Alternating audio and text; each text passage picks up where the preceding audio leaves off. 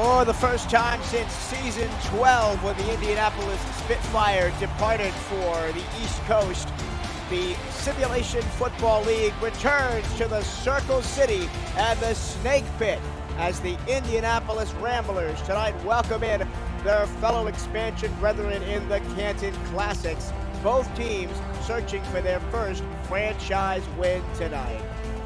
Hello and a very warm welcome. My name is Michael Trevilla. Alongside me is Andy Hamilton. Ron Haynes is on stats. Andy, both of these teams had a tough week one, losing to established franchises at the convention out in Las Vegas, but they both will have had this game circled on their calendar to pick up that first win. Yeah, absolutely, Michael. I think for me, as an owner in this league who's gone through the expansion process, right, it's hard to get that first win. We see a lot of teams struggle when they come in the door to try and win that first game and get that one in the win column for their franchise. It's not easy. A lot of people think they can walk in the league and win everything in front of them, but it takes time for one of these franchises. Tonight is the night, and the question is just which one. Canton fell to fellow expansion franchise Minnesota last week, while the London Knights took care of Indianapolis. That's 23-10 and 30-16, respectively.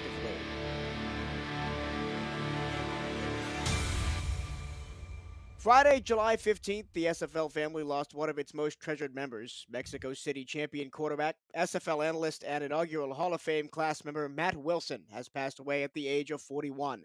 He is the SFL's greatest quarterback with 48,680 yards and 354 touchdowns displayed on the field, despite his physical ailments off it, and has been an inspiration to us all. He is free from the burdens of this world now, but his legacy lives on.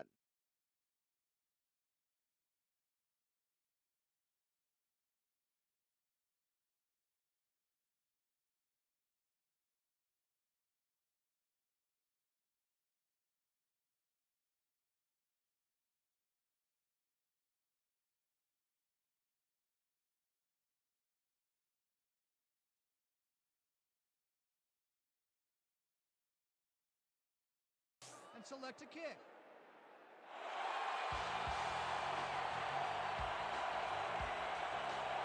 We are just about set to go. Canton will be kicking off. Rob Ems, the six-season veteran over from Los Angeles, set to kick this one off. And it's game on from the Snake Pit in Indianapolis. So glad you could join us as we wrap up week 2 in the Simulation Football League season 19. And a spin move gets the Ramblers out close to the 30-yard line. Almost broke that one, but the tackle was there from Jeff Arndt to keep the Ramblers off the board early.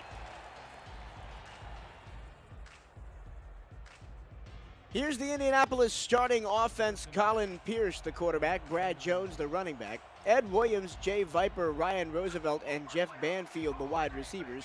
Randy Pierce and Gibson Rickenbacker, the tight ends. Heavy set, strong side, left hand give on the first play from scrimmage, and that goes pretty much nowhere. Nice pressure up the middle for Adam Chance. Here's the Canton Classics defense. Chris Porter, Mike All, Odette Boudreau, and Gary Burney on the defensive line. Mark Gronick, Gary Clem, and Adam Chance, who just made that tackle on the linebackers. Connor Darien and Jay Rock, the corners. Fred Bernstein, Bob Funk, and Evan Lacey are the safeties. Second down and 9 after the gain of 1. Just underway here from Indianapolis. It's going to be a fumble as the quarterback muffs the snap. It's still on the ground. A mad scramble. It looks like Indianapolis, wearing the all red and black tonight, maintain possession. Barely fall on top of that, Michael. That is not something you want to see to start out a night that might be your first win in franchise history, as a quarterback fumble on the snap. Well, they just keep going backwards to the Ramblers. They're rambling in the wrong direction, but this pass goes over the middle and is intercepted near midfield. Jay Rock, the third-season veteran, made the transition over from Atlanta in this offseason, and he grabs the interception to give the ball right back to Canton. First interception of the season for J-Rock. Reads that well, stays in front of where the ball's going, in front of Jay Viper. It was a little bit underthrown, able to climb the ladder and haul that one in. And Indianapolis is going to want to turn the calendar on that one and forget that drive completely. And it sets up Canton with decent field position. They wear the white with gold pants and navy helmets on the road today. They'll hand the ball off to Robert Johnson off the left-hand side. He breaks the tackle and gets to midfield. Here's the Canton starting offense. Cameron Curtis is under center. Robert Johnson will be the primary ball carrier. Chris Komisak blocks for him at the fullback position. KJ Alasho, Kendra Hall, Al Dillapre Sr., and Mike Twinscrew, the wide receivers. Tight end Jack Wall, Gert Lord, the center. Here is 2nd and 7. Linebackers creep up to the line, then drop off. Quick throw over the middle, and finding tons of space is Jack Wall, and he is gone for the touchdown. Only 2 plays, and Canton's in the house. That was a really interesting play. They sent the tight ends from the line deep down the field, and Indianapolis just did not cover it. Not usually a play that you see going deep down the field like that. Canton kind of pulling the rabbit out of their sleeve here, if you will, early in this game to give themselves the advantage. For Canton, everything's gone their way so far, Michael. And that's one of the things I love about new franchises, because new franchises mean new owners and new coaches that are not afraid to turn the screws a little bit and figure out new things that maybe haven't been done before or haven't been seen in a while. Well, and it'll be interesting, really when you're working with expansion rosters, at times you sometimes find that the players coming in are not at the same quality, right? They have not played as many seasons. You're working with younger players. You're working with players who might not be as developed as some of the veterans that this league has to offer. Canton, on the other hand, they have some of those quality players. So this game really, Mike, is all about coaching, right? Can you out-coach the opponent in this battle between two young teams? Canton was really aggressive in the offseason, going after some very established names throughout the league to try and get them to join their team. Jack Wall, who caught that touchdown pass, is one of them. 6-season veteran, 2-time All-Star, formerly of the Jacksonville Kings. There's a couple players on Indianapolis, too, that are, veterans that have been here. Colin Pierce, Brad Jones kind of leads the way. You have Jeff Banfield. So there are some names on that side of the fence as well, but really Canton was really kind of the name of the offseason. Indianapolis' second drive starts with an out route to the near sideline. Gonna get 5 yards. That pass complete to Ryan Roosevelt, another Atlanta Swarm defectee in the offseason. Yeah, Roosevelt had a big game last week. 8 catches, 105 yards, just barely outdone by Brad Jones on the ground, who had 106 yards, and he had the lone score for the Ramblers through the air as well. Indianapolis' offense didn't play too badly, scored 16, gave up 30, however, to the London Knights, who look like they might be one of the better offenses in the league this season. Up the middle goes Brad Jones. He finds it very difficult sledding, going to bring up a 3rd and 2. And Jones is going to have to lead the way here for Indy if they're really going to get their wheels turning and they're going to race through this snake pit tonight. They have to have Brad Jones make an impact. Defensive line shifts to the right. Right up the middle goes Jones, and he finds the hole. First down, Indianapolis. And that's exactly what you want, right? 3rd and short, give Brad Jones the opportunity to be successful. They kind of pulled a center there, doesn't really block anyone, but does just enough movement there to give Jones the room to get through that defensive line for Canton and move the chains. And it's already, I'm seeing a dichotomy of offensive styles. Canton, wants to go through the air with veteran quarterback Cameron Curtis. Meanwhile, Indianapolis, their veteran is on the ground, Brad Jones, formerly of Houston. Although Colin Pierce will go to the air here on 1st and 10. That pass is deflected and almost intercepted. The final person that had a shot at it was Mark Gronick. Well, and it was actually, believe it or not, Mike, it was Colin Pierce last week who had a better completion percentage. He completed about 80% of his passes. Curtis, for Canton, really had a rough game. Both quarterbacks, 1 touchdown to 3 interceptions. They both had 36 attempts. Cameron Curtis only completed 23. Colin Pierce completed 29. So very similar in terms of the quarterback play. Second down and 10, 4 wide again, over the middle, lasered in. That pass is complete, gain of 8, brings up a third down and 2. And that pass in the hands of Jay Viper, the rookie, drafted in the 4th round out of Albuquerque. He was the target on the earlier interception by Colin Pierce on their first drive.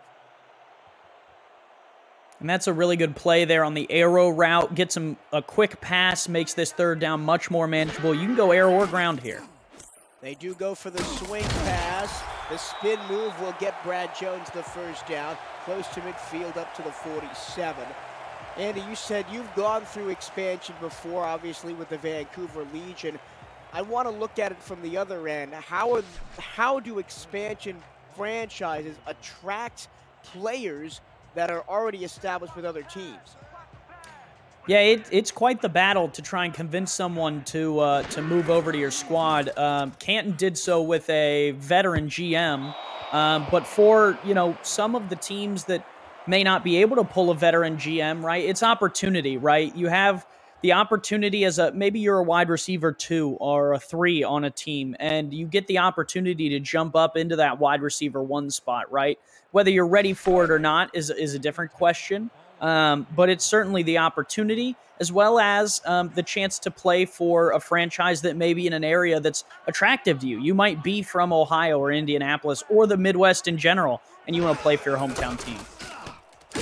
Jones again spins, gets to midfield, and gets a 2-yard gain, third down and 8. And that's was the calling for Kendra Hall, who was a long-serving veteran of the Vancouver Legion.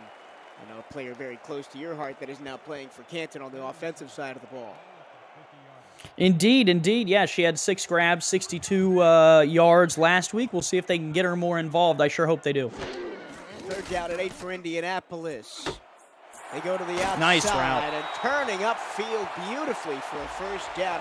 Ramblers moving the chains much more efficiently than on their first drive. That was Jeff Banfield. He wears number 4. He's wearing number 4 in honor of Van Lacey's son, Evan. And you will see Evan Lacey also wearing number 4 for Canton on the opposite side of the ball. A really good route there. Ran it a little bit short on the out route, but was luckily enough able to turn the corner and move the chain. So really good throw there from Pierce to find the open receiver. Plenty of time for Colin Pierce, and again, Brad Jones picks it up, but this time Gary Clem was right there to meet him. Gary Clem, formerly of the Portland Fleet, has an all-star game appearance to his credit back in season 17. And we don't want to discount, Mike, the SFL draft, another opportunity to add players. A lot of rookies between, on this Indianapolis side. They drafted a lot of players, and they get to start with this new franchise. That's a fantastic route down the seam. Tackle made by Mark Grodick, but now it's approaching the red zone. Yeah, this is a really good drive by Indianapolis. They're not forcing anything. They're not getting behind the sticks too often, which is what happened in their first drive. They really kind of had to go for the deep throw on 3rd and long. And that's, really at the end of the day, why Canton is up 7 points, right? As they were given better field position, they took advantage. So this is a good drive from Indianapolis. I'd love to see them cap it off.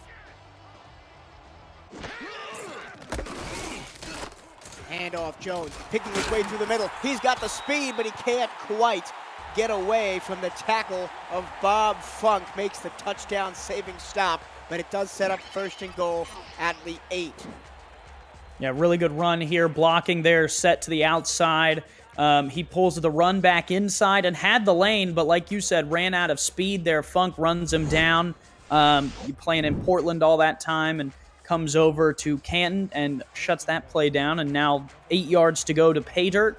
And for Indy, you got to be careful here because you have less yards to throw than you would think.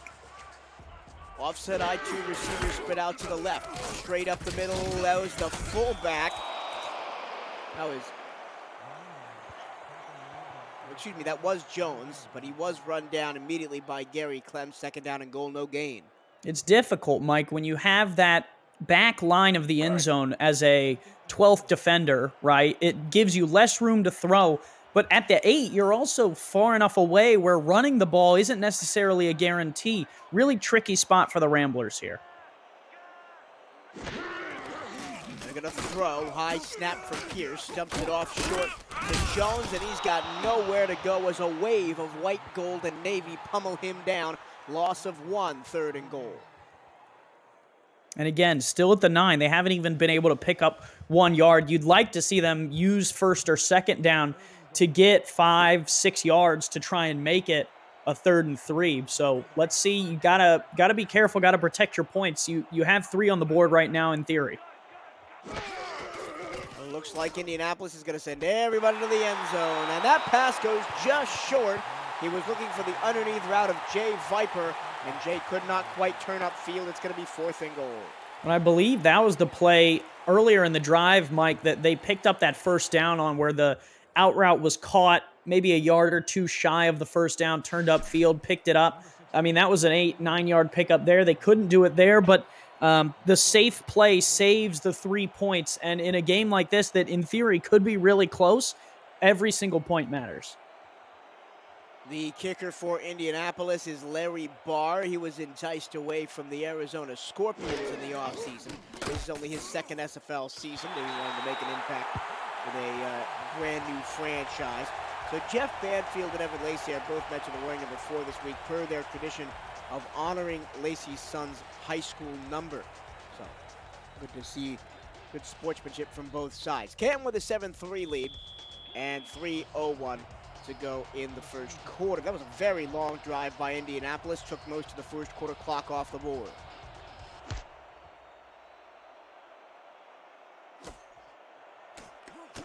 From the 5-yard line is Al Phillippe, senior. He is most used to wearing black and gold of the Sioux Falls Sparrows. Now he's wearing a different shade of gold here in Canton. He'll get out to the 31-yard line. Now Canton starting on their side of the field, a little bit longer of a field for Indianapolis to try and defend.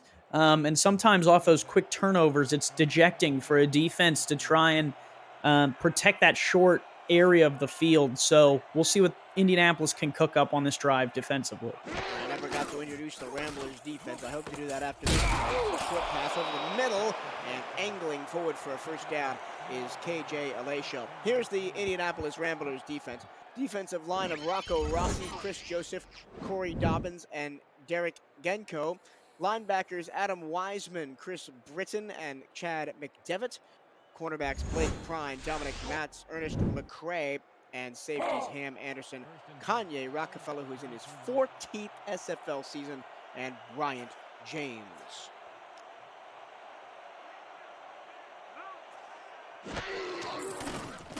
This is going to be a free play for the Canton offense. It's barely got it away. It's batted down by the linebacker Adam Wiseman, formerly of the Denver Nightwings, former champion with the Denver Nightwings, but it's going to be all for naught. Neutral zone infraction, number 92. Repeat, first down.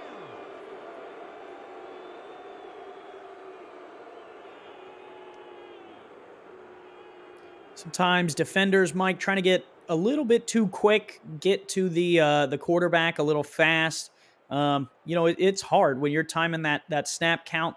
Sometimes you get it right on the money. Sometimes you're a second late. Sometimes you're a second early. And that 1 second can make, all the difference in a sack and a 50-yard touchdown. Well, it gave Canton 5 free yards there. That's a blazer pass over the middle. And playing defense was Kendra Hall to prevent the interception. Yeah, and that's why, she's amped there. I mean, that was a pick. That was in the hands of the defender and would have been, Indianapolis's ball and would have flipped the momentum here on this one had it been held on to. As you take a look, I mean, Cameron Curtis's numbers would have been way different in terms of QBR there if it weren't for Kendra Hall. D-line shifts left to right. Strong side right for Canton. Going to hand the ball off to Robert Johnson. Johnson, formerly of the Las Vegas Fury and Los Angeles Lycans, a 5-season SFL veteran, picks up the first down. And Johnson's, I mean, he in his career has got some gusto. Every once in a while, he'll rip off a run that you are just a little a little shocked that came from him, and then he'll lull you to sleep on some other carries. So we'll see if revitalizing his career in Canton is good for him. That's a bit of a duck pass, batted away.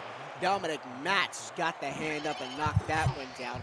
On the point of Robert Johnson, I remember a game, it was the last week of the season, a couple of seasons ago. He was in Las Vegas, and it was a win-and-in situation for Vegas, and he went off. He had 4 touchdowns on the ground. He had a 90-plus yard touchdown run. Yeah, and he's great. And then there are other games where he'll have like 12 carries for like 18 yards, and it's back and forth. Underneath it goes. Mike Twinscrew finds some space, picks up 9, 3rd down and 1 coming up.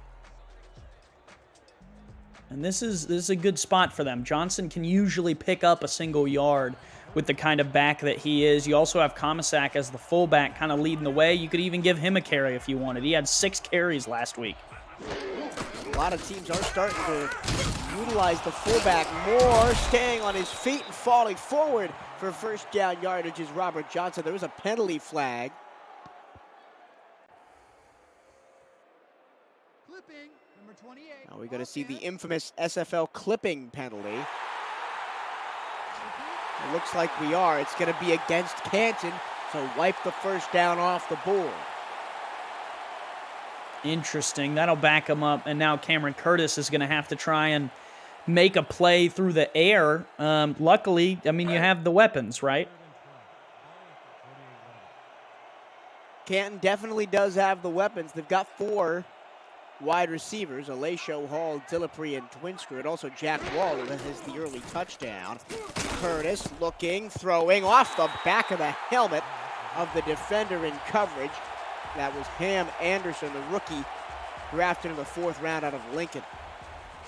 I don't like that throw. It looked like he had Alacio open on kind of a corner route on that same side of the field, just the wrong throw. It falls incomplete, and unfortunately, with that penalty, they're going to have to punt. Punting for Canton is a rookie, Doug Six.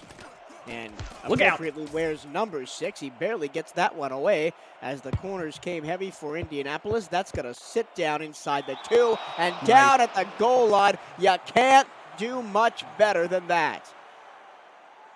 Man, pinned him down, and if you're Indy, you're a little nervous. I mean, listen, Brad Jones is a good back, but you never know when maybe Canton gets the right jump and tackles him, at the line of scrimmage or for a loss. This is going to be real sweaty for a minute, Mike. Look out, Indianapolis. They are barely outside their own goal line.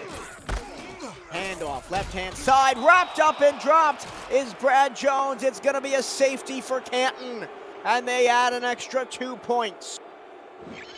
And Adam Chance makes the play, but Mike, it was all Evan Lacey right here. Drives Brad Jones back, hits the fullback. He had walked up to the line. I almost called it out, but Lacey really lined up and forced Brad Jones to adjust where he was running, and then it was Chance who finished it off. Excellent team defense, and Canton is now going to get a chance to add to their 9-3 lead with 42 seconds left to go in the 1st quarter. Well, if you're new to the SFL, the Simulation Football League combines traditional sports, esports, and a role-playing game into one. Team strategies are being executed in real time by our simulations as real-life players compete on the virtual gridiron. For more information about the SFL, visit our website at www.simulationfl.net. The SFL, we put the fan in fantasy. Canton gets the ball at their own 43-yard line after the safety. Dragging defenders is Robert Johnson past the 1st down marker and into Indianapolis territory at the 45. Well, and there's what a good punt can do for you, Mike. They punted from the 49. They then gained 2 points and got the ball back at the 43. So they lost 8 yards in the process of gaining 2 points and got the ball back. And now Johnson moves them right back into Ramblers territory. I think any football coach will take that every day of the week and twice on Sundays. Moving in the pocket and getting his pass knocked away is Cameron Curtis. Nice pressure off the left-hand side. That was Derek Gainco, 5-season veteran, formerly of San Diego.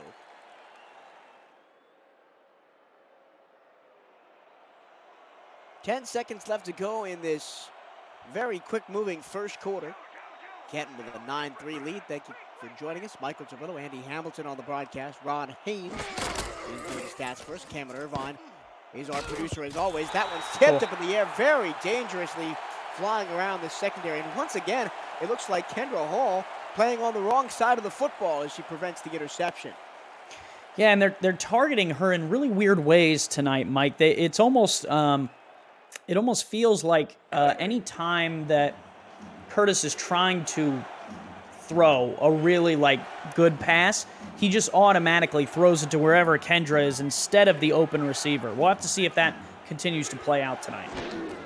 This will be the last play of the first quarter, and it's going to be incomplete. We're looking for Hall again, and this time she'd slipped past the defense. It looked like it just took a tiny deflection off Kanye Rockefeller's outstretched arms, and it will come 6 again out to punt.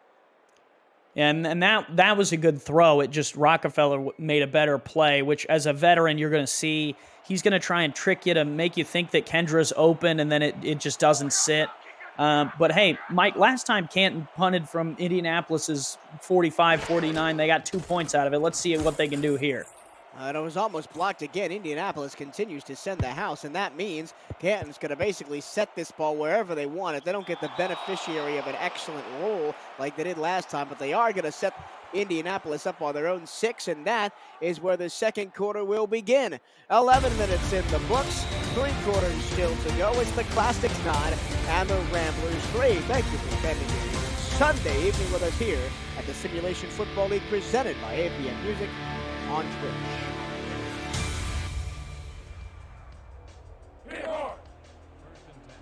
Second quarter just about to start from the Snake Pit in Indianapolis. The Ramblers down 9-3, and it's been the defense and special teams of the Canton Classic that has got it done so far.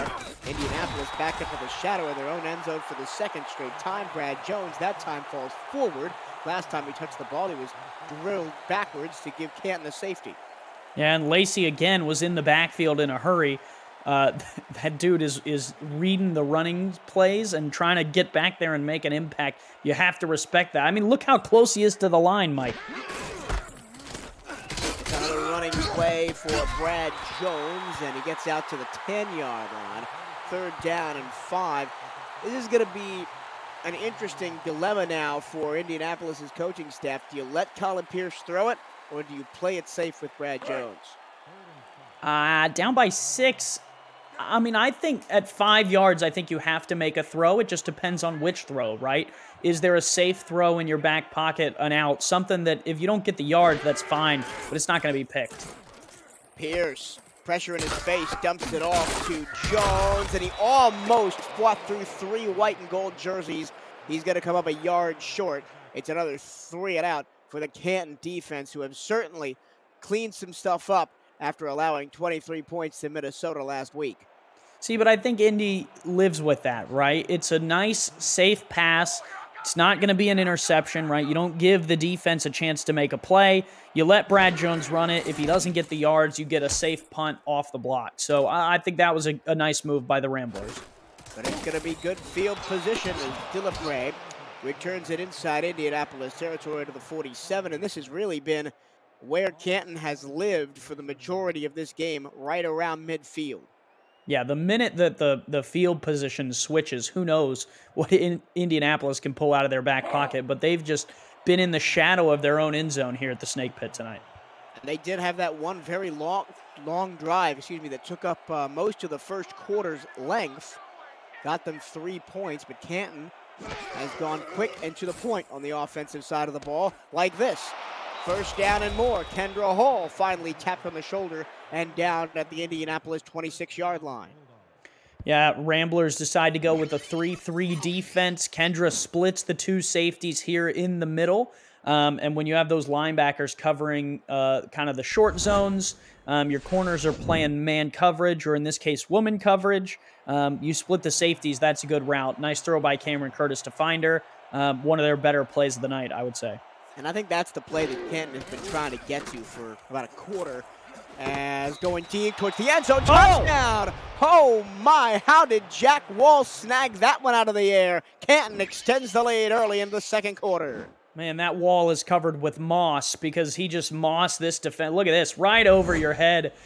You might need to add some stilts there to the safety in his locker because he's going to need some height to beat Jack Wall on that play. And it was the same play earlier, Mike, that they threw the touchdown to Jack on earlier, where he's on a go route. That's a 50 HF outs play where the tight end runs the fade.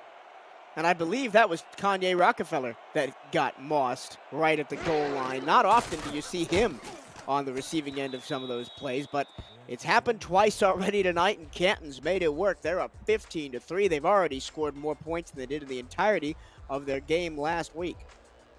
Yeah, when you're on the road, you want to get those points as quick as possible, right? You want the opposing crowd out of the game as soon as possible. You want momentum to swing your way. They've done that, right? The safety took the air out of this building. That moss of the Ramblers safety takes the air out of the building. That's the type of stuff you have to do to win on the road. And for Indianapolis, they've got to get it going and get it going fast. The car is in stall mode right now. They're going to start at their own 28, which is a lot better than the last two drives.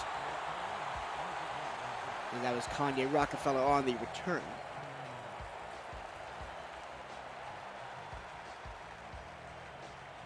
And it's definitely not out of the...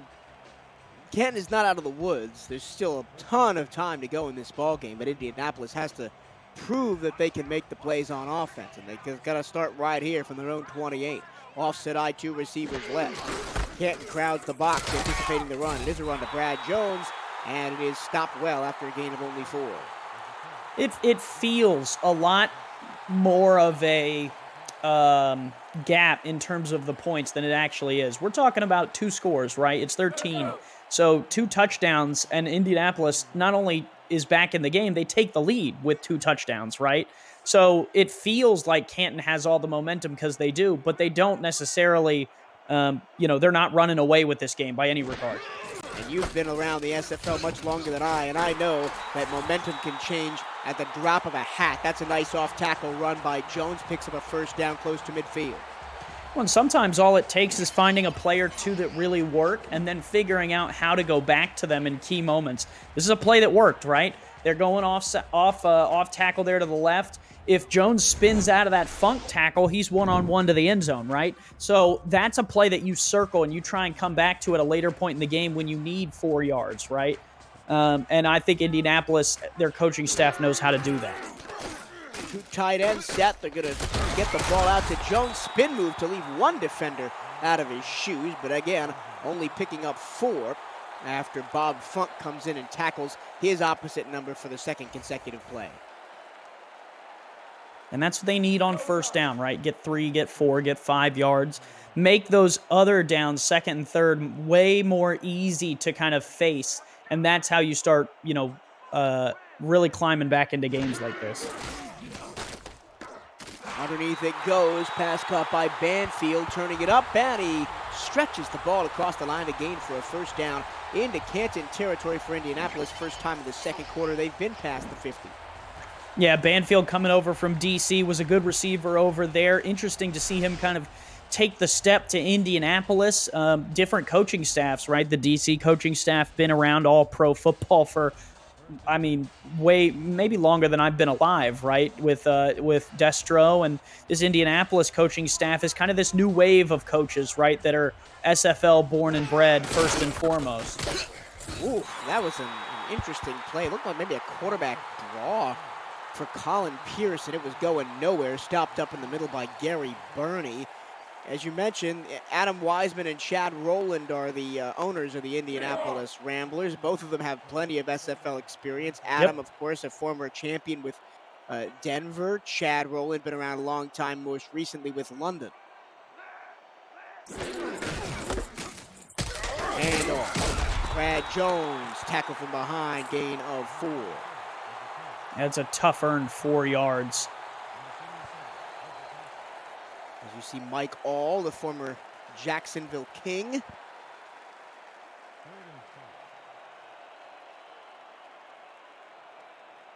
And a towering figure, not just in the simulation, but in real life as well. Look out. Last week at the convention, on the run, throwing into traffic and intercepted.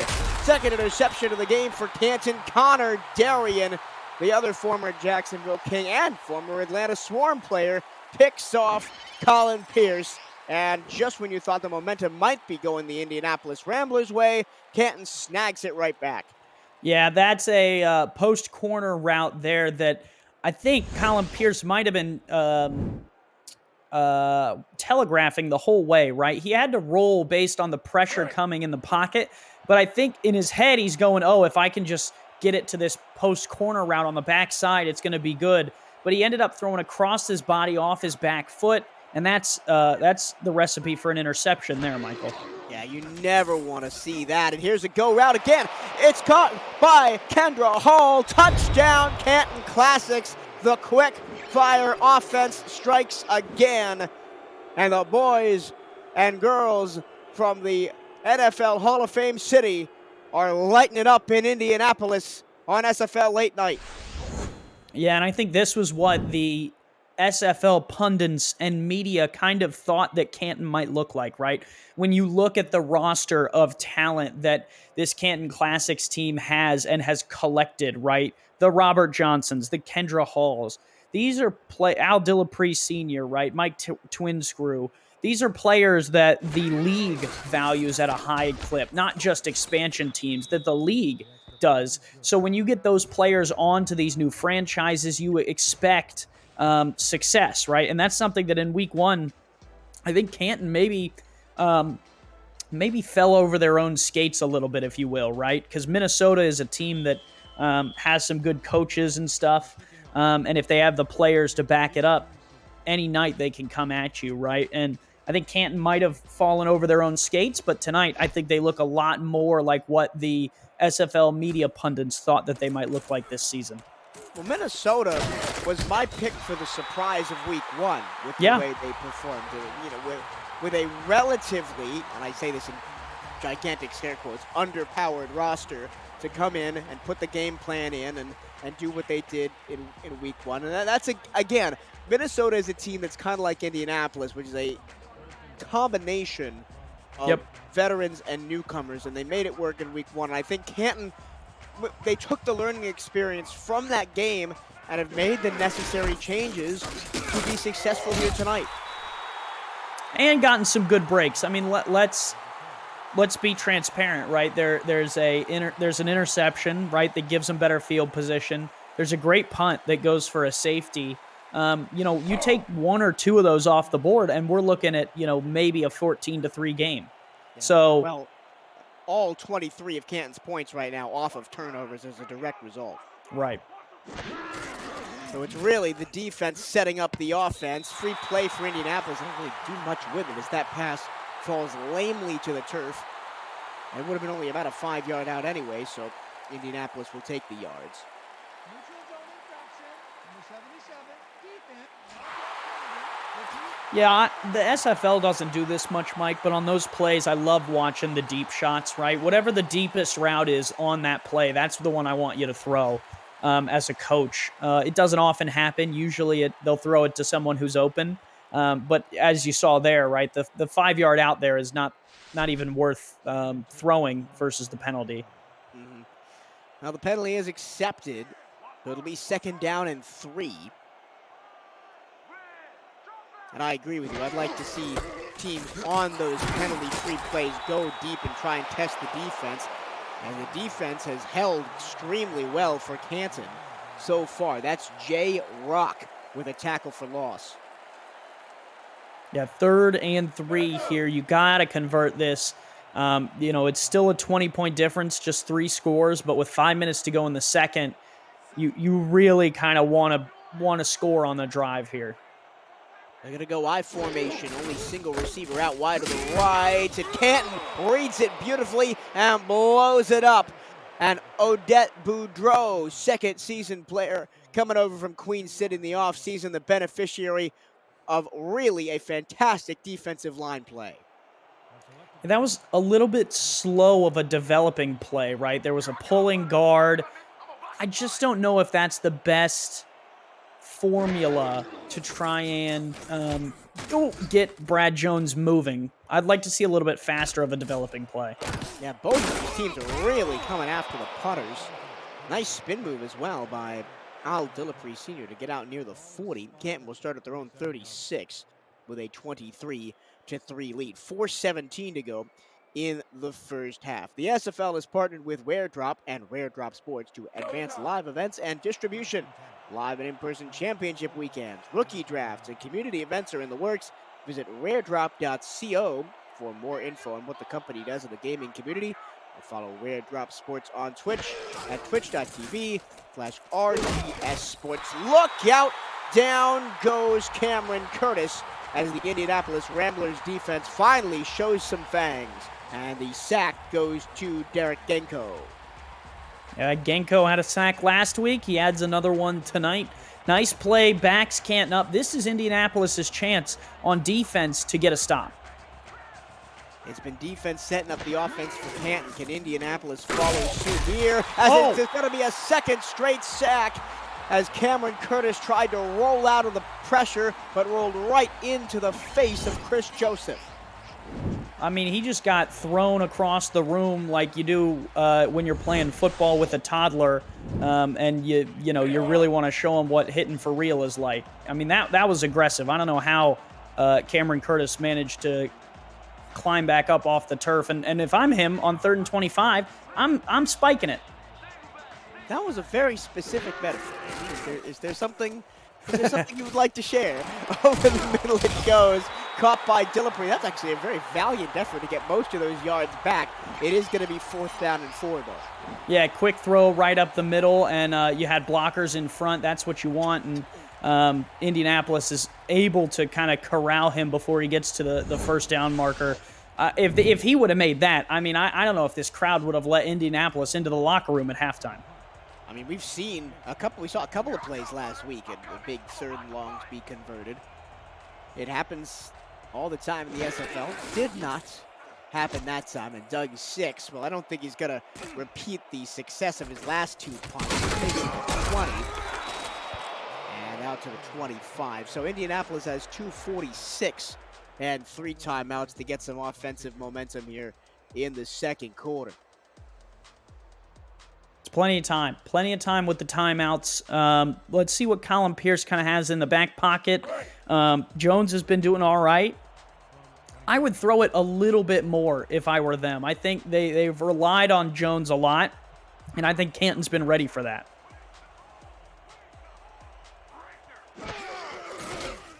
Well, they are going to go to the air. Colin Pierce underneath finds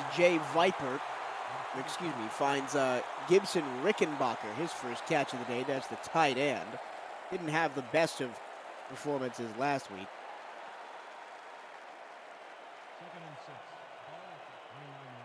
Only 1 reception for 4 yards, so he matches his last week's total right there.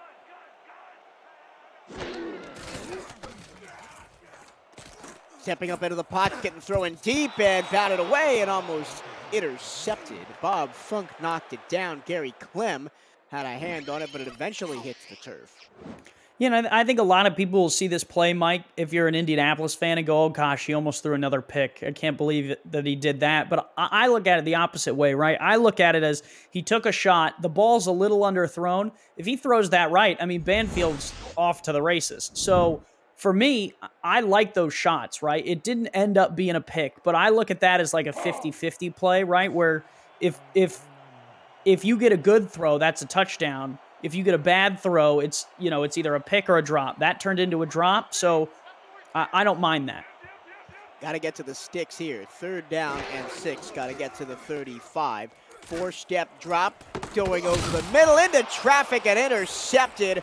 It's Bob Funk with the pick, and put that one on some highlight reels because that was beautiful.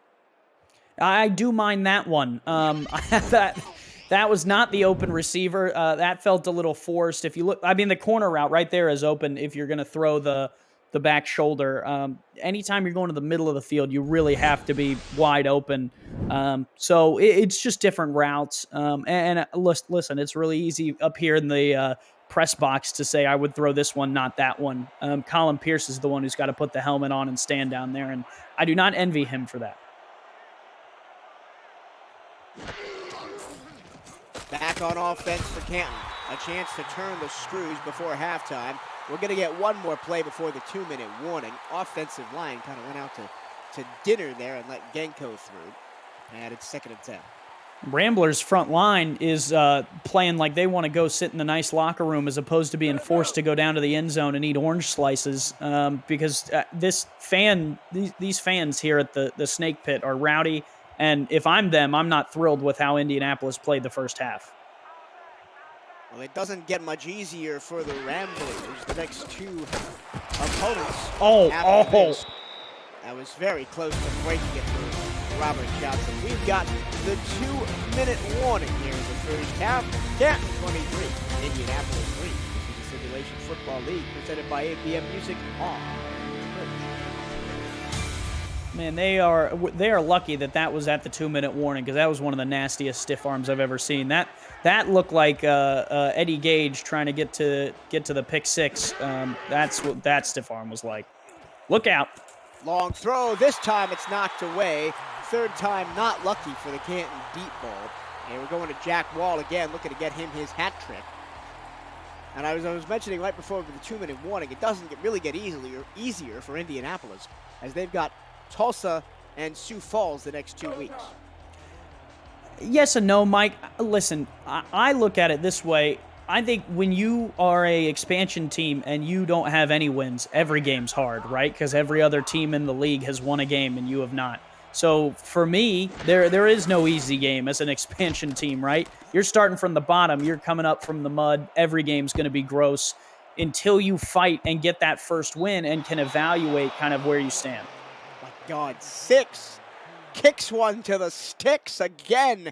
Indianapolis pinned inside their own 5 for the 3rd time in the ball game. Man, from the 2. I mean, that's tough because the thing that when they're pinned like this, they have to run Jones because you can't, if you back up to throw, you're in trouble automatically. So you have to run Brad Jones no matter what. They're going to hand it to Jones, looking for a way through, follows his blocker as far as the 5-yard line. And that buys them a little bit more room. Now they can kind of drop back and consider throwing if they want to. But when you're inside the 3 and you really, it's just all run all time. Well, they've only got one in the backfield. Brad Jones alone back there. He takes the handoff, and the defense was ready for it. Gary Burney shot back there like he was fired from a cannon, and another TFL for this Canton defense. Yeah, Burney was ready for that one. If that wasn't going to be a tackle for loss, it was going to be a sack. So Indianapolis right back to the 2. They do not want to give up another safety here. 3rd down and 10, 4 wide, 3 bunch to the left, single right. It's going to be a pass. It's going to be a deep pass for Pierce, and it's going to be knocked away by J-Rock. And again, I don't mind that, right? That's a deep ball. You kind of have to take those shots on some of these plays. 3rd and long, take the shot, right? So it didn't work out for him, right? But that's what I think as Indianapolis is you have to find and cultivate and grow your team. And, hey, we're not going to get every 50-50 ball, right? We haven't earned that yet as an expansion team, but we're still going to take those shots. We're still going to try and be that team. First punt of the day from Maddie Wiseman as she kicks it from the back of her own end zone. It's going to be fantastic field position for Canton. 35 seconds to go. They're already almost in field goal range. The SFL produces over 400 live events each year, but don't miss community content creators and their creations. Catch SFL Nights with AJ Stryker, Say It With Your Chest, Netma, and more covering season 19 and beyond. To check out archived versions of community shows, visit simulationfl.net and click the logo of your favorite form of SFL entertainment on our homepage. Canton going to go to the air. They're going to go to a quick strike, and it's caught inside the 15-yard line. Timeout. Classics. Kendall Hall held on through a vicious hit. Oh, man, corner sits on a too soft. The safety has to come over, does everything he can to jar that ball loose. Kendra takes a shot and holds on. Man, Canton better slip a Starbucks gift card under her locker door for holding on to that one. That was one-handed catch as well. Sets up Canton inside the red zone. Curtis moving to his right, throwing, tipped and incomplete. Oh, man, I thought that was going to be picked off. There were about 8 red jerseys standing in the end zone, and somehow that ball hits the turf, and Canton gets a chance to do it again. Yeah, that was the Red Sea of jerseys there, Mike, and somehow the football parted it and fell to the ground. I'm in shock. 2nd and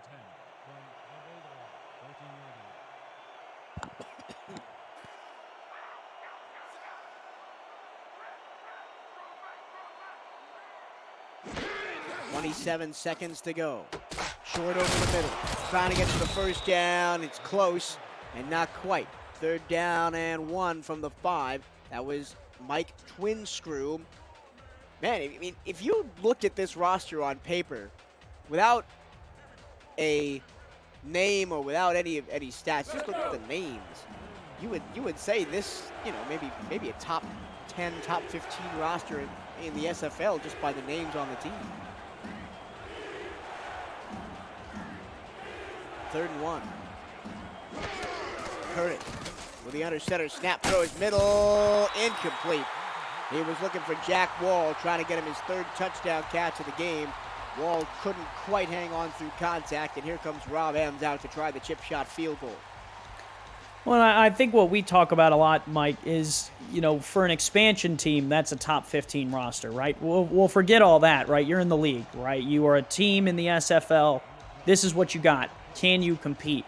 And I think, for me, names does not equal success, right? So you got to come out here and earn it. So far tonight, Canton has earned kind of that conversation about how good they can be, but you got to be consistent with it too, right? And if we're going to hold them to that same standard, Jack Wall, I mean, that's a drop. That's a drop that is a difference in points that, against some of the better competition in the league, you need that touchdown to win the game. You know what I mean?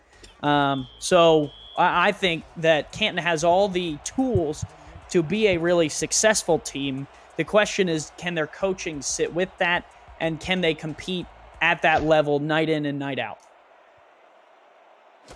Neither of these teams are in a particularly challenging division.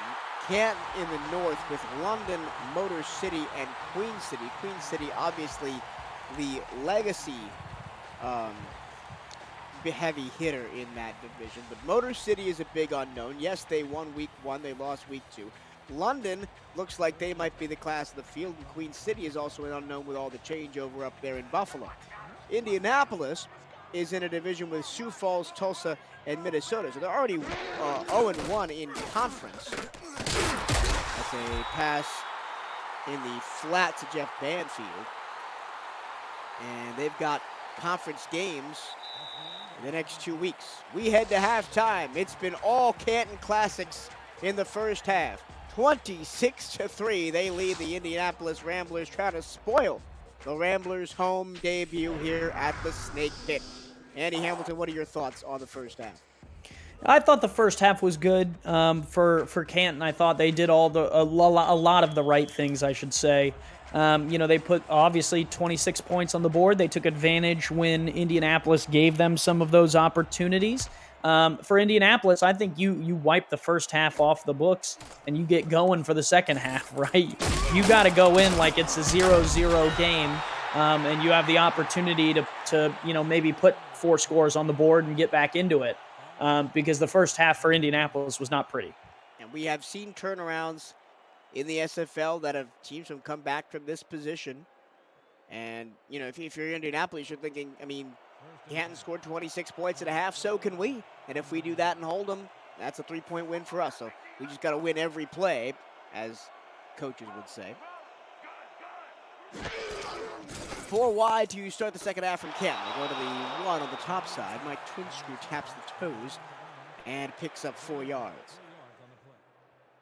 And I think, Mike, a lot of people in the chat are saying I'm being extra critical. And I think for me, it's less of being extra critical, and it's more so saying that the opportunity is there to prove it, right? Canton has all the tools to be super successful, and we're in a young season, right? This is week 2. So for me, it's more so, let's see what you got, right? But I don't hand out trophies before the season starts. Oh, wow. Man.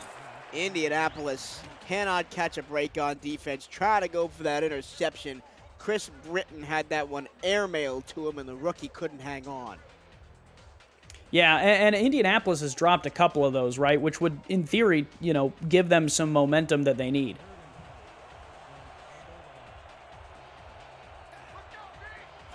Third down and 6. This would be a big stop for Indianapolis' defense if they could get it. Curtis to belt high, snap moves to his right, fires over the middle. Oh, nice catch. Al Dillapre Sr. with a circus catch off the deflection. Man, what a grab. Right place, right time. Was able to go to the ground and get it. And those are 50-50 between picks and catches sometimes. Usually more so picks than first down. So really nice job. Just great situational awareness for the 6th-season veteran, formerly of Sioux Falls. To go back to the ground game, give it to Robert Johnson. He picks up 7 yards right up the middle. Esports TV has partnered with the SFL to bring sim football to millions of homes over the next 2 years. ESTV is the world's first 24/7 live, linear, and video-on-demand esports channel available everywhere through your smart TV, on your phone, through Roku, Amazon Fire TV, and more. Visit estv.co, as Johnson falls forward for a first down. That's estv.co to learn more about its programming and to find all the ways you can catch the SFL in action on the network. Lots of good games this weekend, Mike. It looks like that Baltimore and LA game is close too, which is very intriguing. So really good games this week. I'm excited for the rest of the season. Yeah, with the Atlantic and the Pacific playing each other this year as one of the cross-conference matchups, a lot of those games are really exciting. Chris Komisak, the fullback, picks up his first touch of the game, gets a gain of 7 yards, and Canton continues to just chip away at this Indianapolis defense. Yeah, and they're doing all the right things to keep the chains moving. I think that's kind of the focus for Canton right now, right? With a big lead, you don't want to give the game back to Indianapolis if you are the Classics, right? So don't do anything too crazy, right? You're up by 23. You don't have to force anything. Patient by Cameron Curtis. He finds Johnson, and Johnson puts the defenders back on the grass and picks up a first down.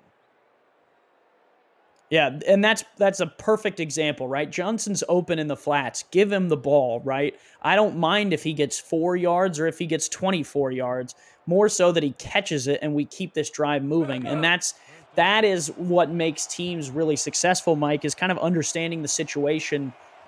There's a lot of teams who can throw deep in the league really well, but if you throw deep in the league when you're up by 24 and give away 4 picks to end the game, that's a lot different than knowing when you can check it down. Check it down again, and that time the route was jumped, and Blake Prine sees that one go off his hands. And that's pick 6 territory right there. You got to be careful when the DBs start jumping those underneath routes. That's a tough one for Indianapolis. There have been about 4 or 5 times this game that the Ramblers could have had an interception. Press coverage from the corners on this 4-wide formation for Canton on 2nd and 10. Flipped to the sideline. Kendra Hall drags that one in. 3rd down and 4. And again, really nice throw. Nice catch, safe. I mean, there wasn't really a defender within 5 feet of her, Mike. Yeah, find the open player because there usually will be one.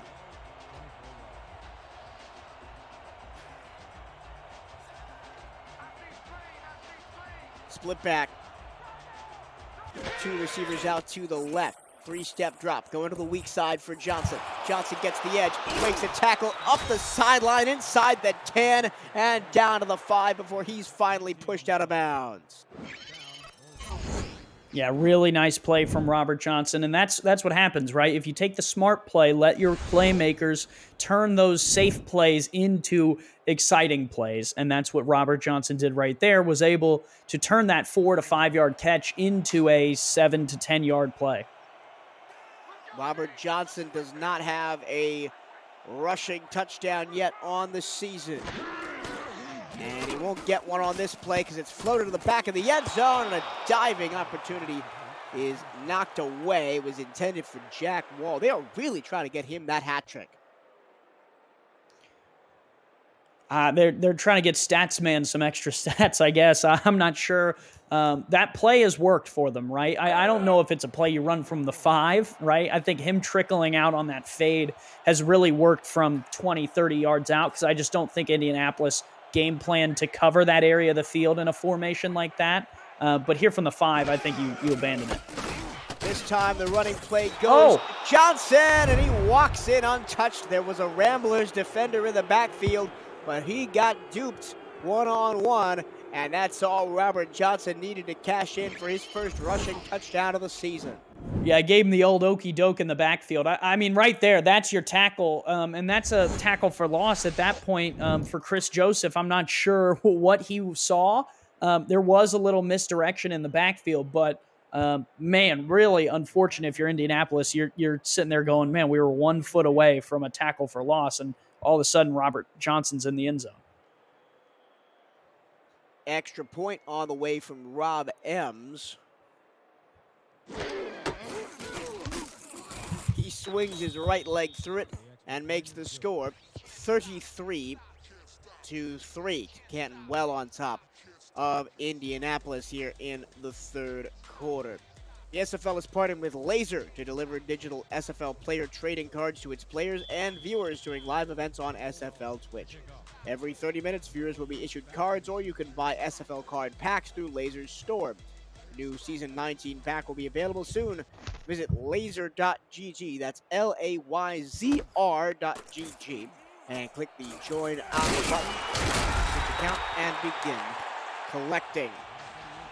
Ramblers back on offense, looking for some answers here in the third quarter. And Andy, I wanted to talk to you about something that is not really relevant to the play on the field, but Canton, with this new franchise coming in and really trying to work the business angle, trying to drum up a fan base of people outside of the SFL sphere, as it were. First down and 10. Pearson, a 5-wide set, throws deep over the middle. That pass is caught in between the safeties and out to the 48-yard line. Well, and sorry, Mike, before we get to that, I mean, those are the type of plays that for Indianapolis, you just wondered if they're in the playbook, right? Do they have those type of shots, and can they successfully hit them? And now that you've seen that they can hit them, okay, how many of those can we rely on to get back into this football game? In terms of Canton off the field, right, I think that anytime that an SFL franchise can go affect a community, right, or work with partners outside of people already in the community, that's huge, right, and so important for the league to kind of grow in that respect. That's another dagger in between about 4 defenders. Another first down. That's about a 13-yard pickup. And that's complete to Jeff Banfield. Continue, Andy. Yeah, great throw there as well. I think it's super important and super awesome for teams to kind of take that next step.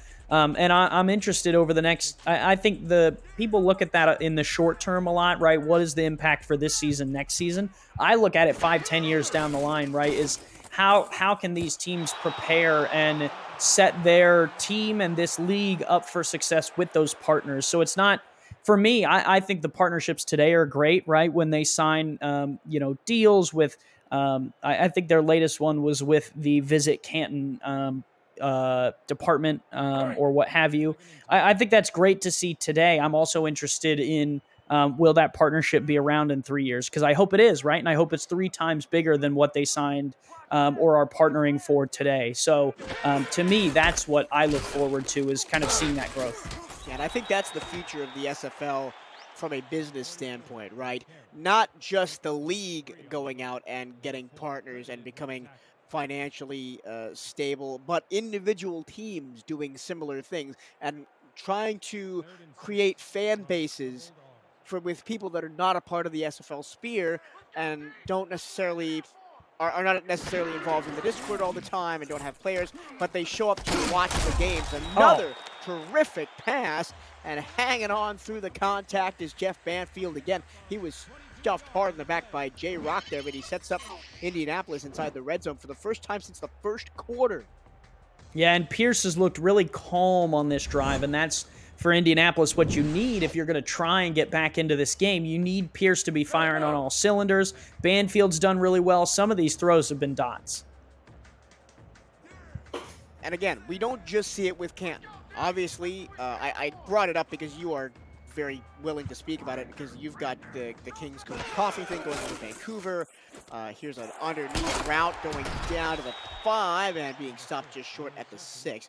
There are a couple of things in the works with Carolina that I hope pan out in terms of local sponsorship. But that's the future. That's the direction we have to go, right? I would say yes. I think it's an opportunity. It's not a direction that we absolutely have to go, in my opinion, right? I think that when you look kind of as that's going to go in. Left side. Sorry about that, Andy. You're Brad good. Jones has interrupted you by scoring the first touchdown in the Snake Pit history here in Indianapolis. Yeah, well blocked, and I think that whole drive from Indianapolis was beautiful, right? A couple deep passes down the field, and then right when you think they're going to throw to kind of get the score, boom, they kind of switch it and, run the ball, right, with Jones. And I think that's the good kind of back and forth that you want from the Ramblers that Canton's been doing all night, right? They have a ton of back and forth, a ton of balance, and that's what Indianapolis needs to get going as well.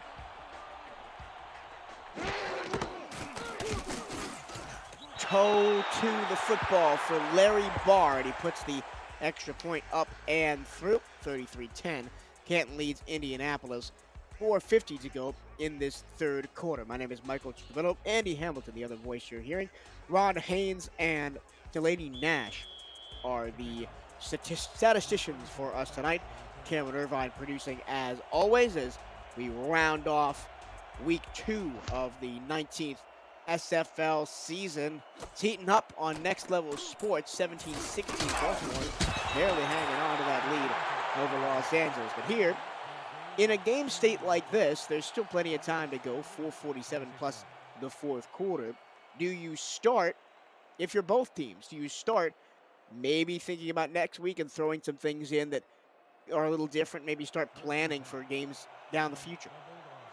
I think as a coach, nothing is guaranteed, right? Canton's up 23. That doesn't mean that Indianapolis might not get back into it. So I always play to finish the game that I'm playing right now. I want to play to the final whistle and win that game. And then once that game is won or lost, once that final whistle blows, after that, I'll start focusing on next week.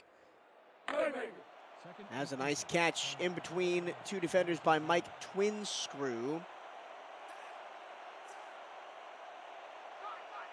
Offset eye, two tight ends left.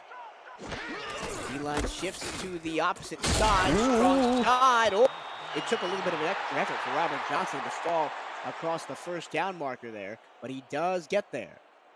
Yeah, he ran like 8 yards there to pick up 2.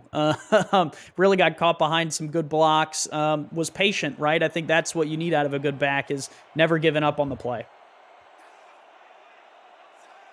Watch Wall here. I think this is the one they run the fade out of. He is the tight end all the way to the left. Here he goes, but they're going to throw it short to the fullback, Chris Komisak. His second catch of the game goes for no gain. And I don't know if I'm exposing myself here, Mike. I didn't watch Canton's game super close last week. I paid attention to the scores and stuff, but I wasn't watching for plays. There was a lot going on with the convention and all the games at once. I don't know if that's a play that Canton has been running for 2 weeks now, or if that's a play that they just put in this week. If they just put it in, good kudos to them for finding something that worked. And whoever they play next week will have to write that play down. Blazer over the middle. Oh, that's another one that is in the belly of a defender and hits the turf. Last man to have a stab at it was the rookie Bryant James, the #1 overall pick in this most recent rookie draft out of San Jose. And you just wonder if the youth of Indianapolis is part of the issue there. They have Kanye Rockefeller back there, but they're working with some young names like Ham Anderson, Dominic Matz, so that could be part of the issue. Look out!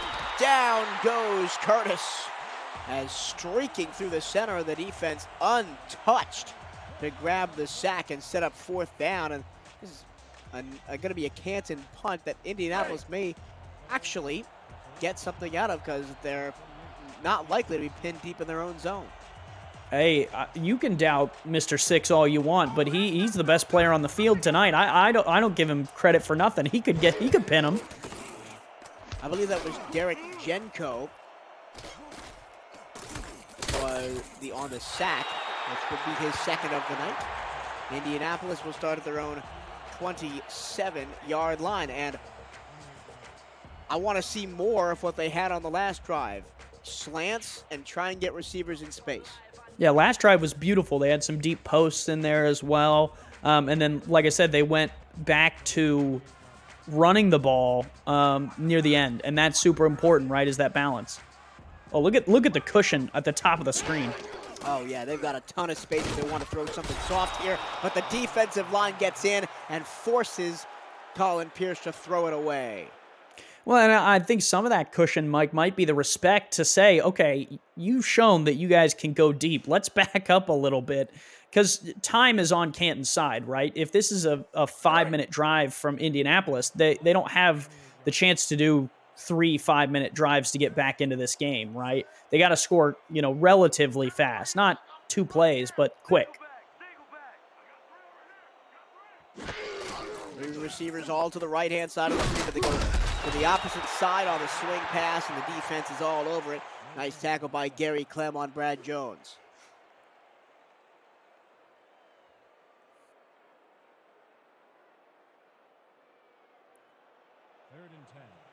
Third and 10, big play. Big play Gary here. Clem, one of the 3 players on this Canton defense to come over from Portland Fleet in the offseason. The other Gary Burney, also from Portland, and Bob Funk as well. Now Bob Funk has been a part of 2 expansion franchises, because he was in Portland when they began a couple of seasons ago.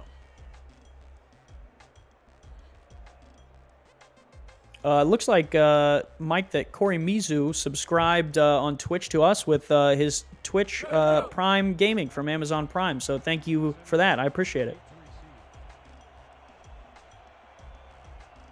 That is an SFLer, and I don't remember who that. There's somebody on Fort Worth, I believe, but I'm not sure who that tag is. Aaron Alexander, thank you. But it's going to be Canton to get the ball back. Indianapolis had a shot. They went 3 and out, as there's 2 minutes and 4 seconds to go in the 3rd quarter. The community has grown so much. There's so many new people in the league. And like you, Torillo, I try and make an effort to get to know everyone at least a little bit, right? Where are you from? What do you do? But it is hard when there is, over 2,000 of us and everyone is so nice. You're trying to keep up with everyone in the Discord. So it's fun. Good group. Oh, look out. Cameron Curtis going down again. The Indianapolis defense, especially the defensive line, is starting to come alive here in the 3rd quarter. Rocco Rossi, the round 5 selection out of Indianapolis, beats the right guard and takes down Curtis. Yeah, that's. I mean, he just works the edge there, a little bit of bend, able to make the tackle.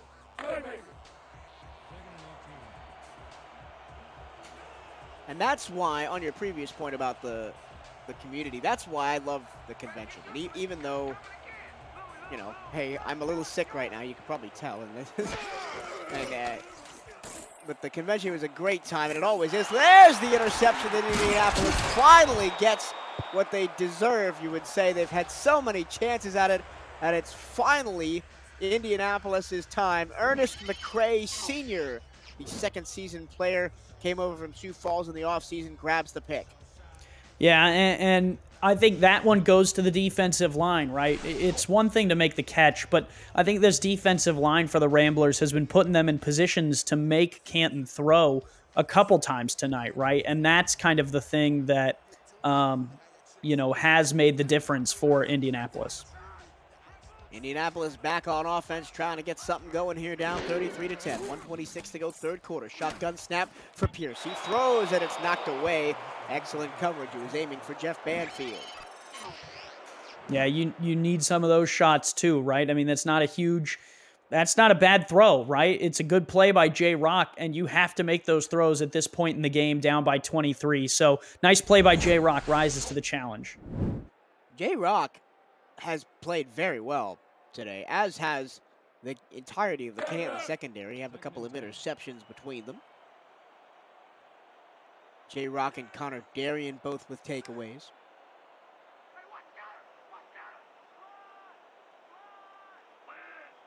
Offset eye, two receivers right. And once again, they go to the weak side and just trying to let Brad Jones do the damage himself, and he cannot get away from the tackle. That was Connor Darien on the other side. So two former Atlanta Swarm players making tackles on back-to-back plays for Canton.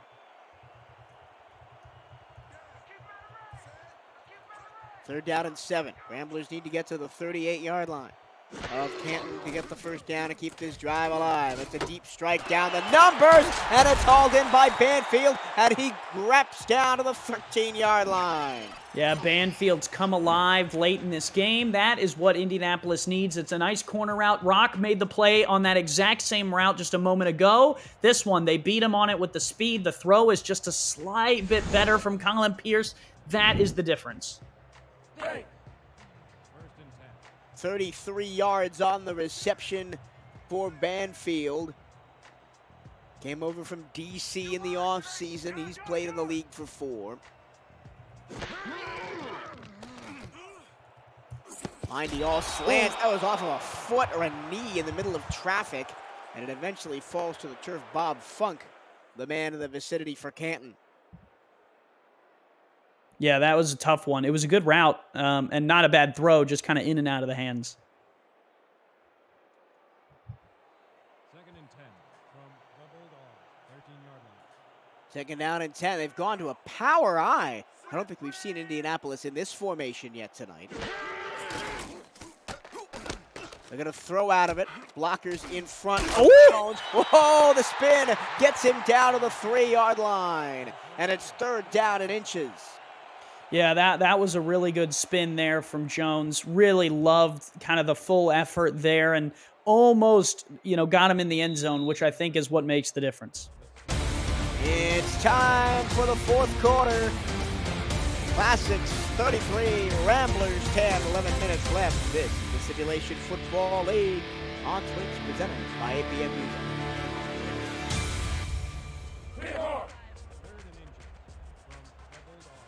Indianapolis a chance to get into the end zone for the second time in this ball game. They are set up on the 4-yard line. It's going to be a run play to the right side. A spin move gets the running back Brad Jones in for his second touchdown of the second half. And the Ramblers are starting to ramble their way up the scoreboard with 16 points, tying their scoring total from last week. You smell that, Mike? Smells like gasoline here in the Snake Pit. The Ramblers are getting those engines revving, and they're not out of this one just yet. Well, the crowd here in the Circle City is starting to get loud behind their Ramblers. 2 rushing touchdowns from inside the 5 for Brad Jones. Plus this upcoming extra point from Larry Barr, which is up and good, takes Indianapolis up to 17 points. APM Music is unrivaled music to bring your stories to life, inspiring every production with the world's most robust and constantly refreshed music collection, state-of-the-art technology, and world-class customer service. APM Music is the official soundtrack of the Simulation Football League. To explore their library and to find the perfect tracks for your projects, visit apmmusic.com. Don't look now, Andy, but it's a 16-point game with 10 minutes left, and if Indianapolis' defense, especially the D-line, continues playing like they have, they might put their offense in a chance to make a comeback here. Well, and don't discount, that's 2 scores. That is 8 points twice, right? Which you can do fairly easily. So if I'm Canton, this is an important drive for me to go down and kind of assert dominance and say, hey, this is our game. And Cameron Curtis has had his shoulders on the turf more often than not the last. There goes Wall, he's gone. Oh, Wall is deep, and it is intercepted. He would have been gone, but the ball was underthrown, and the Ramblers have a second straight interception on consecutive Canton offensive plays. Man, who is that slid over? That was a really good play, recognizing the formation and where Jack Wall was going to go. He beat kind of the first corner. You saw right there at the top of your screen, he slid over immediately to cover Jack Wall. The one-on-one throw, I didn't think Wall thought he was going to be there, and that is kind of the play. I think that is Rockefeller there, the veteran, kind of saw the play. He's seen it a couple times before, and he said, no more. No more for Jack Wall. Kanye Rockefeller, interception number 62 of his illustrious career. He is 8th all-time on the interception leaderboards in SFL history. In Indianapolis, right back here on the doorstep. At the Canton 34-yard line. Pierce with the handoff. Brad Jones trying to follow his fullback Jared Lawless through the middle. He'll only pick up 1. Have to be careful not to run it too many times with yardage to go, right? They're 34 yards away from the end zone. That run didn't really get them much, and the time is a big factor for Indy too. 10-17 to go, only down by 2 scores, but you got to go here. Here's a pass right in between 2 defenders, and a miraculous grab. That's Banfield again. He's been WR1 down the stretch here for the Ramblers. I don't know what snacks Chad Rowland put in the locker room for Colin Pierce at the half, but I want some of those, because whether they were Wheaties or whatever, Colin Pierce ate them up, and now he's dropping dimes on this Canton defense. Maybe he put contacts in Pierce's eyes or glasses or something, because he is sniping the ball in through those narrow windows. Here's that power set again that they were successful with on their last drive in short yardage situations. Jones gets a block. Got it. Outside, and he waltzes in for his 3rd touchdown of the second half. And here come the Ramblers. It's a 2-point conversion away from being a 1-score game. Man, and it's early, too. They might elect not to go for 2 and just, try and get 2 more touchdowns, because they turned around these touchdowns quick. So, I don't know, Mike. I'm a little interested to see who trots out here. We shall see what the Ramblers decide to do. It's a 10-point game, and they're going to kick it. So it's a 2-score game still. It'll be a 9-point game potentially after Larry Barr's pending field goal.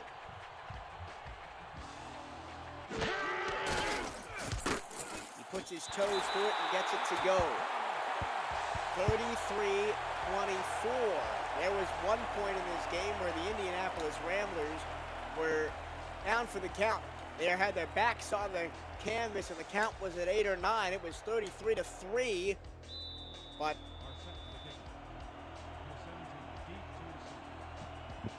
a lot of points later. Sorry for the momentary interruption.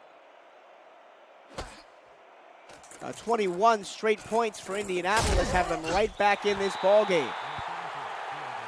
Well, let's see what Canton can do, Mike. They have not had a really good drive in what feels like a long time.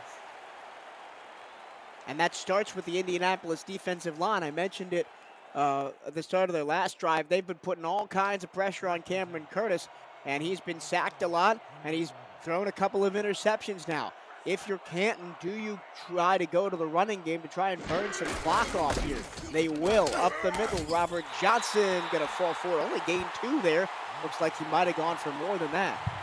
Well, and if you're going to burn clock, it's a question of can you move the chains, right? Because if you run it 3 times and you don't pick up a first down, that plays in Indianapolis's favor, right? If you can run it 4 times, and get 2 first downs out of it, go for it. Now this is the formation they throw to Wall on that fade. He is the top of the receiver. They go to the fullback. They've also played Chris Komasak a fair number of times out of this formation, and that might be the most successful that play has been, picking up 6 yards. Yeah, if the fade's not open, you have to have a completion there, and that's a good check down there by a veteran in Cameron Curtis. All right, 3rd and 2, Indy. What do you got? This is a pivotal play in the story of this ball game. It's going to be a throw. Cameron Curtis underneath and finds the receiver, Mike Twinscrew. That play has been open for Canton all game, and they go back to the well. Yeah, it's a nice route. I mean, you didn't need very many yards. The 5-yard out route will do just fine for that one. Still early. I mean, there's a lot of time here, Mike, for them to get 2 scores. And for Canton, that's what you want, right, is slowly advance the ball, right? You, in theory, want to see a lot of 2nd or 3rd and shorts to try and take as much time off the clock as you can. How about Curtis today? 288 and 3 touchdowns. That is over 100 more than he had in the last week's game against Minnesota. And on a crossing pattern, Curtis gets some more yards to Kendra Hall. Yeah, that's nice on the slant.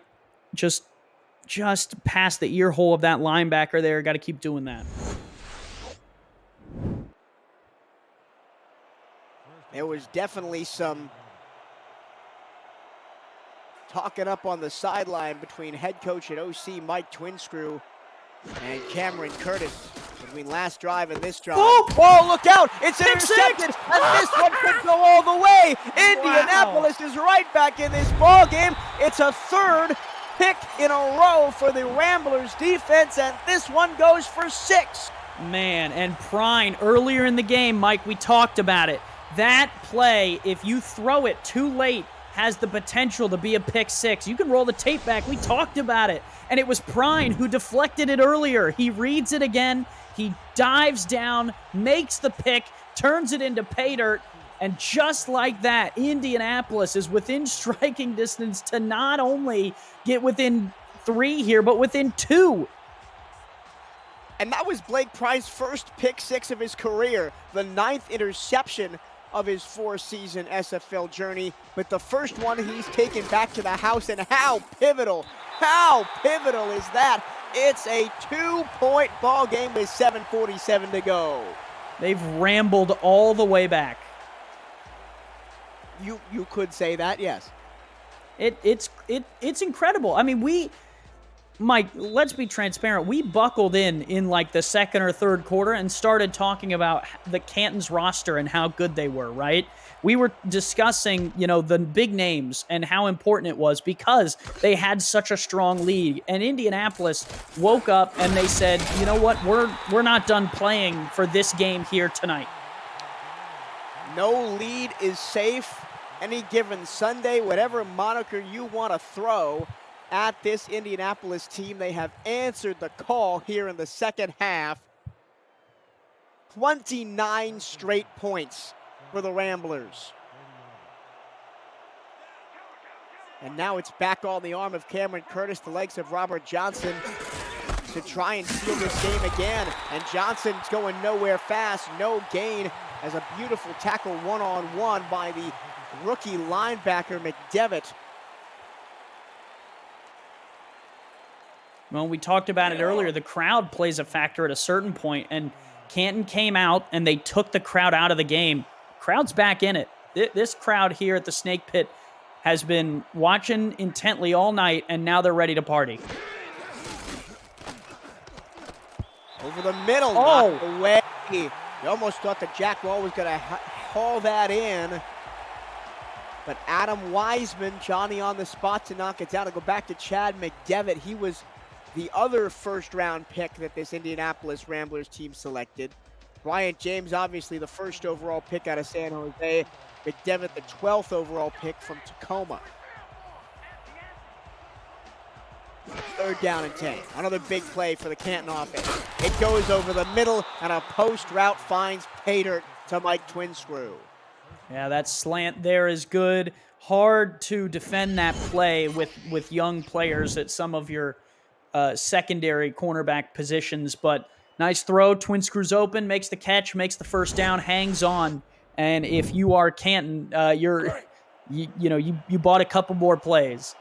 And that's just a rookie versus a veteran, right? Dominic Matz, the rookie third-round pick of Indianapolis, was matched up one-on-one, tried to bump him at the line, mistimed the bump, and allowed Twinscrew to get wide open on that crossing pattern.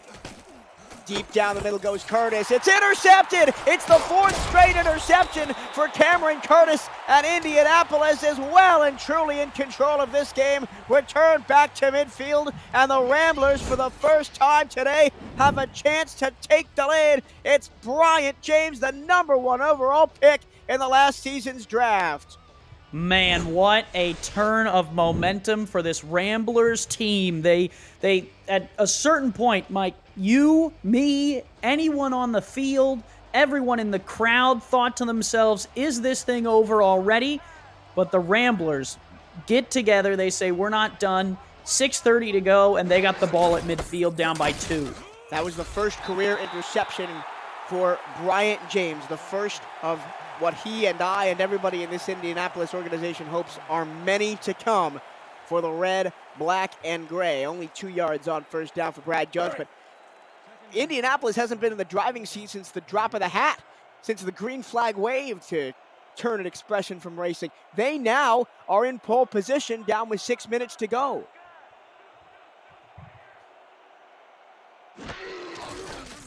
Shotgun snap. Colin Pierce, plenty of time. Fires down the numbers left-hand side. Caught one-on-one coverage, and Ryan Roosevelt comes down with it. Roosevelt hasn't, I don't think we called his name at all today, and there we go. He steps up. Second catch of the night. I thought when Pierce was loading the cannon here that it could have smelled trouble, but man, look at him. Climbs this ladder right over Connor Darien. He says, give me that thing. Man, the Ramblers, no quitting this team. And that was a very similar play to where Connor Darien made his interception earlier on in the ballgame. Ooh. Oof indeed. That's a big hit in the backfield. Mike All got back there, as well as Gary Burney, loss of 3. Yeah, that's the type of play that you write down to take out of your playbook for next week, because that just didn't work. Well, they're in a heavy set again.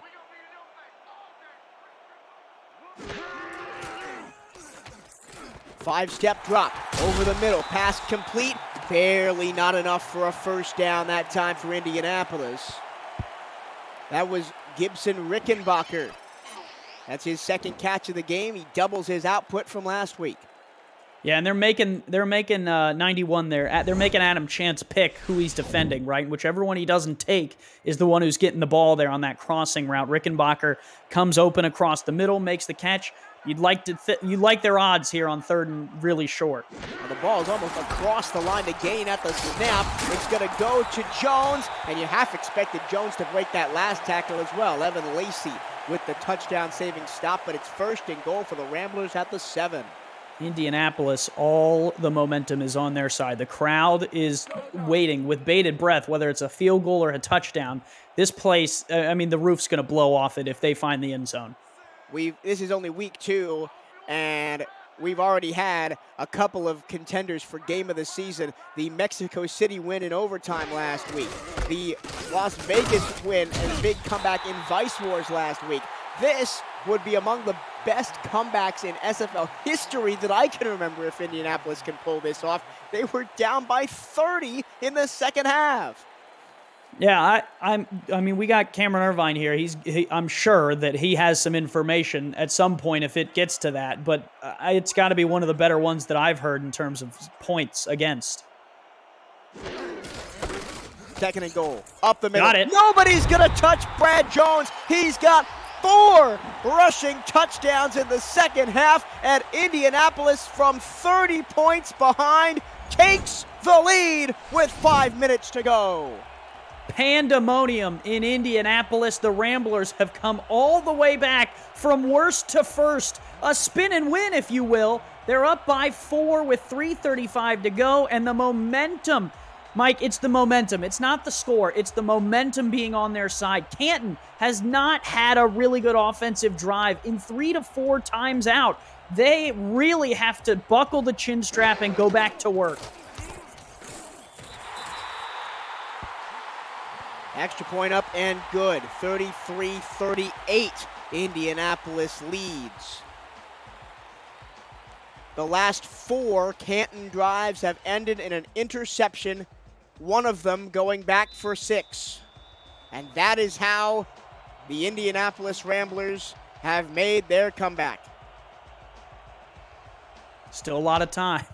And they haven't been long drives either. No. A minute 33, a minute 5, a minute 55, a minute 10.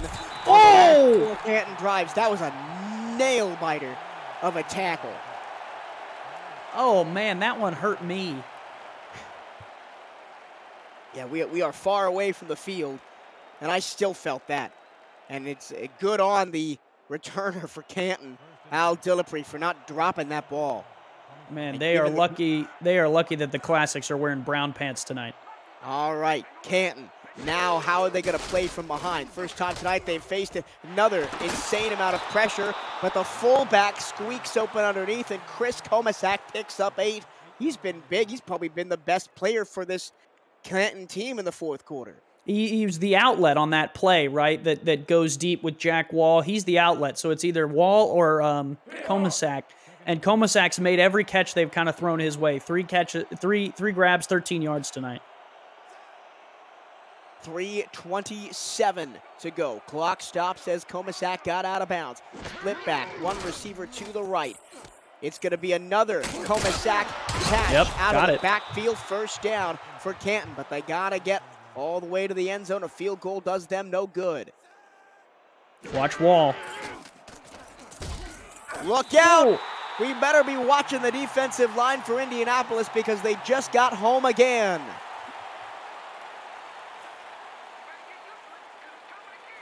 Second down and 14. Under 3 minutes to go now. Canton goes hurry up. And under pressure and scrambling is Curtis, and he slides down on the 36-yard line. Excellent heads-up play from the fourth-season veteran. I mean, this is their play. If they can't get this to work, I don't know what they have in the bag. But the defensive line has been all over the O-line. It's another scramble for Curtis, and he's going to be close, and he's going to be a yard short of the first down. He got to the 44. He needed the 45. I think you got to go for this. And the way that they're letting the clock tick is telling me that they are going to go for this. This could be the game. 4th down and 1. 2:20 to go. Both teams have 3 timeouts. Indianapolis. Same play. 38-33.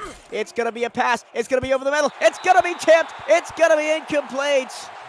They didn't pick it off, but Kanye Rockefeller does just enough to prevent Canton from getting a first down, and they turn the ball over for the 5th straight drive. Well, it's not done, Mike. There's a lot of time left, and it depends on what Indianapolis can do with their drive, right? If they go 3 and out right here, Canton gets the ball back with time.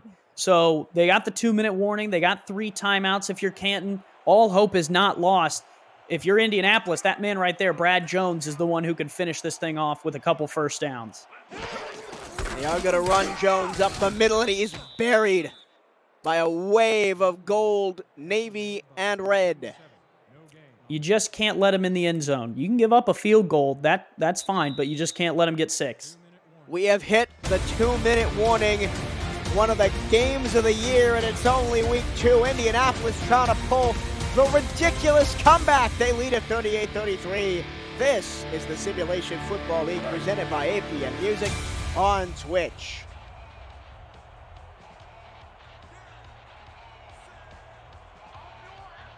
Offset I. Two tight ends set up to the right, single receiver out to the left for Indianapolis. Second down and 10 for the Canton 44. Handoff Oh, Jones, nice and he's play. going nowhere. The defensive front seven for Canton has been all over this running game on this drive.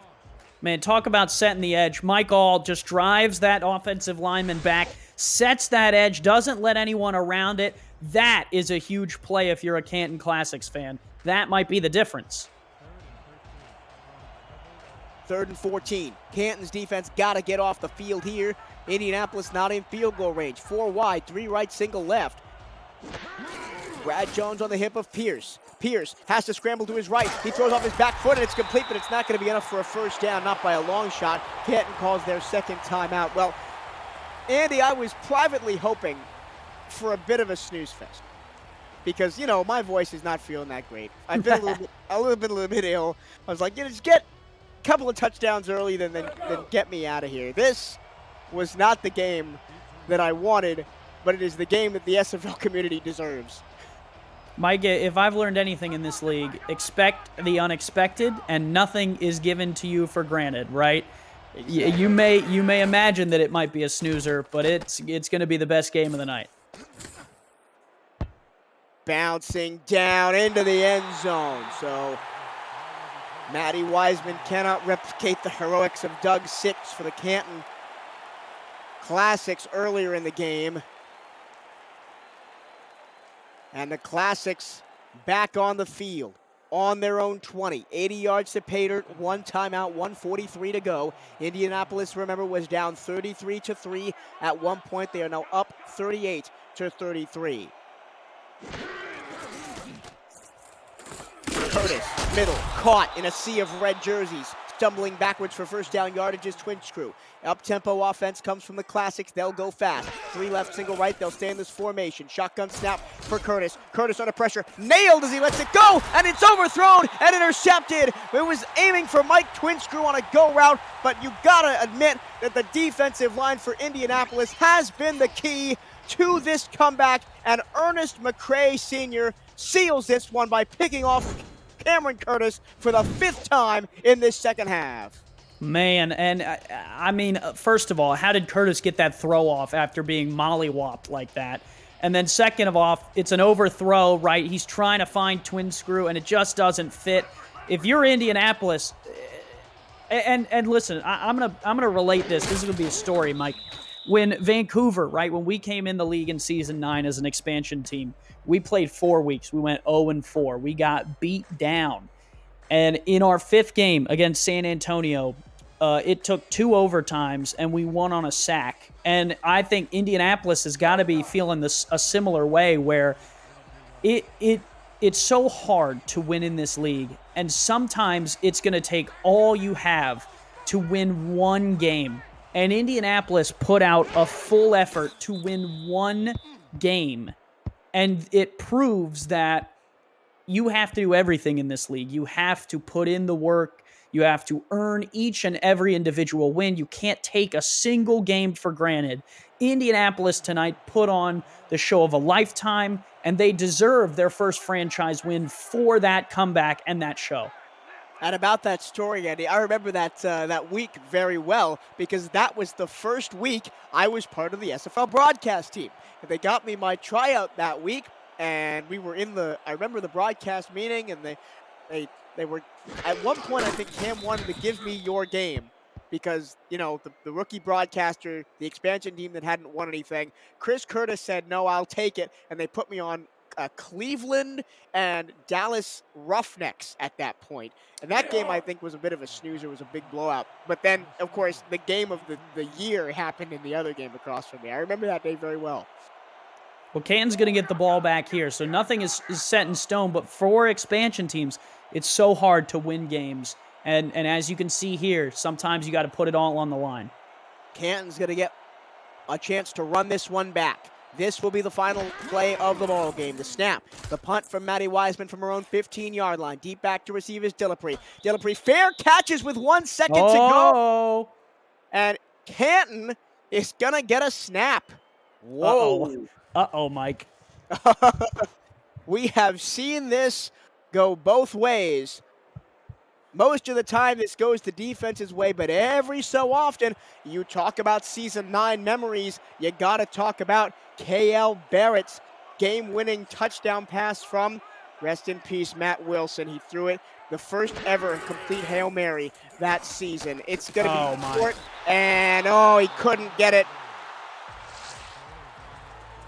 They tried to set up the lane for Robert Johnson. The throw was off the mark, and the Indianapolis Ramblers ramble back, and they win their first game in franchise history, 38-33.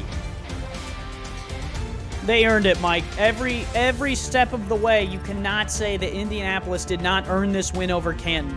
They were punched in the mouth, right? They were down on the canvas.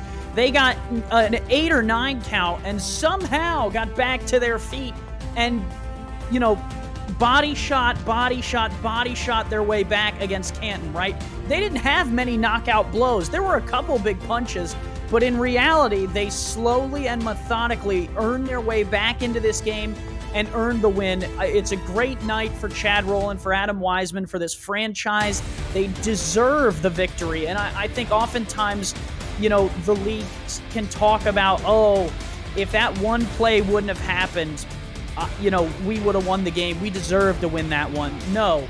Indianapolis deserved this win. They earned it slowly over time, and it was the right thing with how the game played out in that second half. Congratulations to the Ramblers. It was a well-earned victory and probably one of the best games that we'll see this season. 35 straight points for Indianapolis in the second half. 5 straight interceptions, or 5 out of 6 drives with interceptions for the Ramblers at the end of the game. The 6th drive was a turnover on downs. The Indianapolis defense set the stage for the Ramblers offense and Brad Jones to get the victory. And how about Jones? He was put in beneficial positions, but he showed up when it mattered. 4 rushing touchdowns on the night for number 44. Yeah, it was a huge game, and I want to give another shout-out. Delaney Nash came over to help us with stats. Ron Haynes, believe this or not, Mike, statted his first game tonight. He joined to shadow someone else doing stats. He had to take over the stats. This was his first game doing the stats, and it's a 72-point game. So thank you both to Ron and Delaney, for doing their part tonight. Yeah, we could not do it without the stats team. We couldn't do it without Cameron Irvine at the controls, being the producer as always. Well, I hope everybody enjoyed this edition of SFL After Dark, because I don't think it's one we or anybody in the Indianapolis Ramblers organization will soon forget. 87 yards, 4 touchdowns on the ground, 21 yards on the air. MVP goes to Brad Jones. Once again, your final score: Indianapolis 38, Canton 33. For Delaney Nash and Ron Haynes on stats, Cameron Irvine in the production truck doing the producing as always. Andy Hamilton, my Central Florida Brethren co-commentator. My name is Michael DeVito, saying thank you for watching and see you next time in Week 3. Hi, Dave Axis.